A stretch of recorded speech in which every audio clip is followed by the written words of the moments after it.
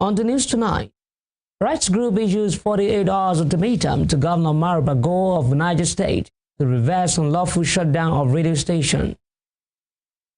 Falana urges President Bola Tinubu to take the lead in addressing widespread poverty rather than merely urging governors to act. Troops killed 3 Boko Haram terrorists during clearance operation in Borno State. On the foreign scene, 6 more people died of starvation and malnutrition in Gaza over the past 24 hours. Good evening, this is News at 7 on Western Spring Television. My name is Opayamuni. The Socio-Economic Rights and Accountability Project, Serap, has given Governor Bago of Niger State 48 hours ultimatum to reverse what it described as the arbitrary and unlawful shutdown of Badeggi FM, an independent radio station in Minna, the state capital.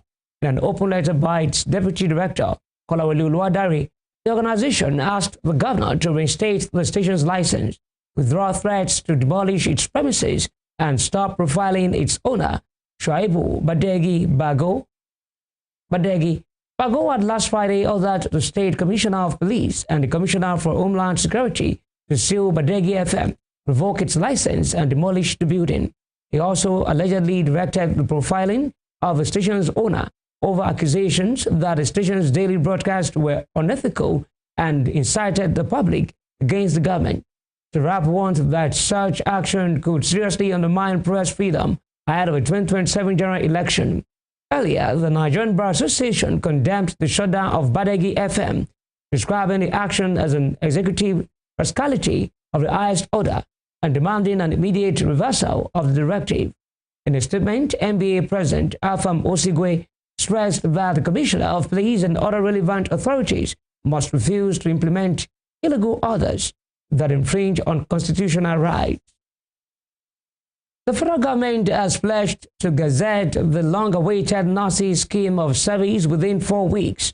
The federal government also pledged to direct the Nursing and Midwifery Council of Nigeria to put in place modalities for the central placement for nurses for internship. These measures are aimed at addressing key demands of the National Association of Nigerian Nurses and Midwives, particularly those related to career progression, welfare, and internship placements. This resolution formed part of a memorandum of understanding reached at the end of a conciliation meeting held on Friday. Nurses and midwives embarked on a 7-day warning strike on Wednesday to push for demands such as the gazetting of the nurses' scheme of service and an upward review of shift allowances. However, the strike was suspended yesterday following an agreement reached between the association and the federal government. Diabetes and hypertension are major public health concerns which worsen the risk of cardiovascular disease. In a bid to contribute to the management of these diseases, an app developer is using artificial intelligence to help patients combine recipes. Olalekan Akindoju has this report. Felix Adegboyega developed an application that employs the use of artificial intelligence to help people diagnosed with diabetes and hypertension. Named LD Plate, the web-based application guides patients on ways to combine recipes for the right kind of food that helps their condition. So what it does is that it's going to take in your readings or your profile, your health status, and all those details. And then it can combine them and use it to generate a particular recipe for you. So now this is to guide you on knowing the right things to eat, the right ingredient to use for anything that you are preparing for yourself, especially as someone that is diabetic or hypertensive. You want to watch whatever you eat and the likes. Diabetes and hypertension frequently occur together and worsen the risk of cardiovascular disease. The World Health Organization recognizes diabetes and hypertension as major public health concerns, emphasizing their interconnectedness and the need for integrated management strategies. According to medical experts, a healthy diet is crucial for managing both diseases. You don't necessarily need to always visit someone that, what do you think I can eat? I'm hypertensive, I'm diabetic, or whatever. So it's even going to show you step by step how you can prepare these things. So I leverage on already available AI models to do that, and I'm already a software engineer. I know how to plug this in, and I was able to do such.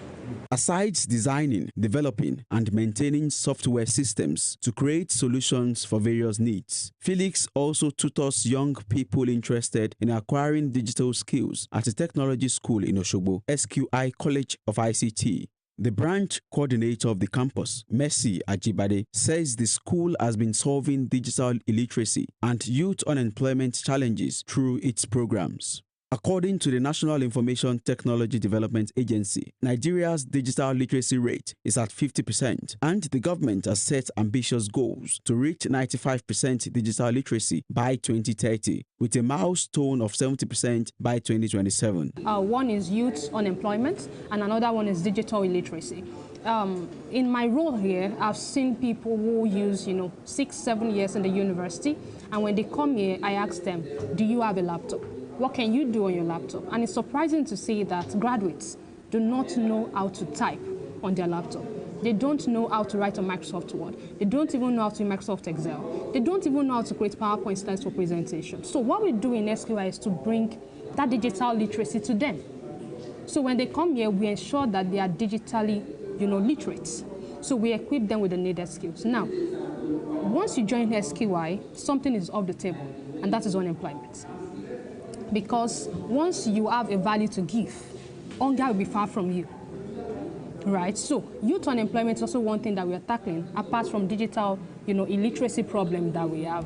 Felix's LD Plate application can help promote healthier eating habits among people diagnosed with diabetes and hypertension, leading to better long-term health outcomes. It is particularly useful in a country like Nigeria, where hypertension and diabetes are significant health concerns, with prevalence rates ranging from 20% to 38.1%. However, medical experts are urging caution on the use of AI to manage health challenges without proper regulatory controls. Before anybody will be able to do something like that, there are guidelines that we follow: diagnosis of hypertension, the hyperlipidemia, the cholesterol is high, kidney disease, diabetes, and all of that. And there are guidelines to follow in terms of the management. Whoever is hypertensive, this and this and these are what the person is supposed to take. These and these are the much of exercise, things like that. Ditto for diabetes, ditto for kidney disease. So when somebody now design a software putting all of these acceptable guidelines into consideration, and then just leaving you with place to slot in your figures, your age, the weight, the height, the blood pressure, the systolic blood pressure, diastolic blood pressure, the pulse rate, so things like that. Once you slot in, then the AI can then help you to be able to deduce some more information, okay, and be able to say, okay, this is what the management plan should be. But don't forget, there are regulatory bodies that must validate that whatever anybody has done is acceptable, okay, to an international standard before it can be put to use. Despite its promise of combining technology and health for social good, Felix Adegboyega's LD Plate application is not without limitations. Medical professionals say dietary needs can vary widely among patients based on individual health conditions, medications, and comorbidities, which an AI-based system may not fully account for. Access to the LD Plate application may also be limited by factors such as internet availability, digital literacy, and the cost of smart devices, especially in underserved or rural communities. Olalekun Akindoju, Western Spring Television News. In other news, human rights lawyer and senior advocate of Nigeria, Femi Falana, has called on President Bola Tinubu to take the lead in addressing widespread poverty in the country, rather than merely urging governors to act. In a statement, Mr. Falana referenced the president's remarks at a recent meeting with governors elected on the platform of the All Progressives Congress, APC, where President Tinubu acknowledged the harsh economic realities faced by Nigerians due to neoliberal policies. However, Mr. Falana urged the federal government to move beyond appeals and instead demonstrate leadership by fully funding existing welfare programs. The senior lawyer stressed that rather than allocating billions for state house renovations, governments at all levels should focus on implementing impactful social policies to alleviate suffering among the masses. In the meantime, the Director General of the National Information Technology Development Agency, NITDA, Kashifu Abdullahi, has urged the youths to support President Bola Tinubu in making Nigeria a great nation among the Committee of Nations. Mr. Abdullahi made this appeal during a plenary session at the first Civil Society Summit on Civil Democracy and National Development in Abuja, emphasized the need to build a collective ambition and exercise collective leadership to achieve that goal, stressing that everyone has a role to play. We were coming from a situation whereby the government and citizens were not engaging, where we have a bad marriage, a blame game. People are accusing each other, government accusing opposition, opposition accusing government. But today we have a government that engaged.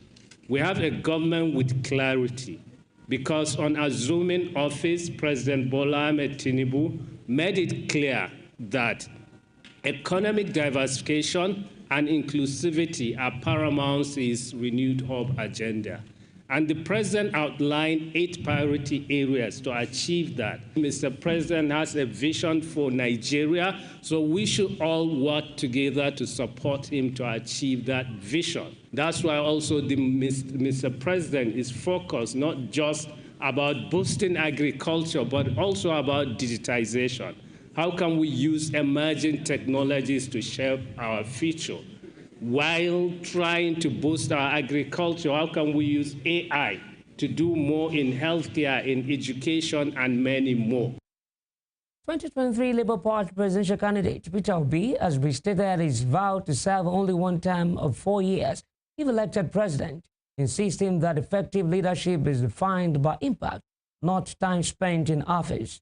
In a statement posted via his X handle, Mr. Obi referenced global figures such as Abraham Lincoln, John F. Kennedy, and Nelson Mandela, noting that each led with principle and left enduring legacies despite short tenures. Mr. Obi said his commitment was not a political gimmick, but a decision rooted in conviction and supported by its record of service in Anambra State, where it said it fulfilled clear and measurable promises without deviation. Addressing recent comments over his one-term declaration, he stressed that public trust must be restored in Nigeria's leadership and that focused, transparent governance can yield real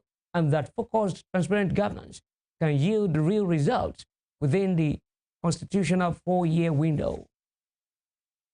To security, troops of Sector 2 under Operation Adinkai have killed 3 Boko Haram terrorists during a clearance operation in Borno Yesu near Magumeri local government area of Borno State. The operation, which took place in Bulabulin Forest, was carried out by a combined force comprising Sector 2 troops, Nigerian Air Force component, Special Forces Tactical Team, and members of a civilian joint task force. According to the theater commander, Major General Abdulsalam Abubakar, the terrorists were neutralized after a fierce gun battle, while several others fled with gunshot wounds. In a bid to ensure peaceful living in his community, a farmer in Osogbo, the Osun State capital, developed a mutually beneficial system with cattle herders. Isaac Aloba takes a look at how this initiative can help resolve some long-standing problems between farmers and herders in parts of the country. Here is a report. Cattle herders have for a long time been migrating from one region to another, often in search of grazing land for their cows. This seasonal movement has increasingly brought them in conflict with farmers, especially in the middle belt and southern parts of the country. However, in one farming community in Osogbo, Osun State, a farmer is building relationship with herders. Olawoyin Olaide, a farmer with more than 10 years in the field, says cattle are essential to his farm. According to him, they eat crop byproducts, clear land more effectively than tractors, and in return, the herders help protect his crops from damage. So we have cows all around there, but we have a cordial relationship with their Seriki. So we know him, he knows us, we know where he stays. And once we tell him that whenever we see a stranger cow here, we call him. Did you know this person? Once he said no, we call him to come and chase those people away. Because if they cause any problem here, he's one going to bear the problem. So that's why we don't have Fulani issue here, like other farmers have. So, like here, they have their own advantage. If we harvest our corn here, we call them to come and eat the waste. If you harvest potato here, we call them to eat the waste, so that in order for us to plow it and plant another things here, like you can see for the hub there. So that's how we do. That's our relationship here. We don't have any problem with Fulani here. Across Nigeria's middle belt and southern areas, farmer-herder clashes have worsened into deadly attacks, with hundreds of lives lost. Research by the Africa Center for Strategic Studies shows that since 2010, over 15,000 people have died in these attacks, half of them since 2018. Climate change and desertification in the north have pushed herders further south, but encroachment on farmlands by herders' cattle have led to the destruction of crops. Yusuf Rahman is a Fulani herder who grazes his cattle around Olawunyi's farm and says the arrangement has been profitable in several ways.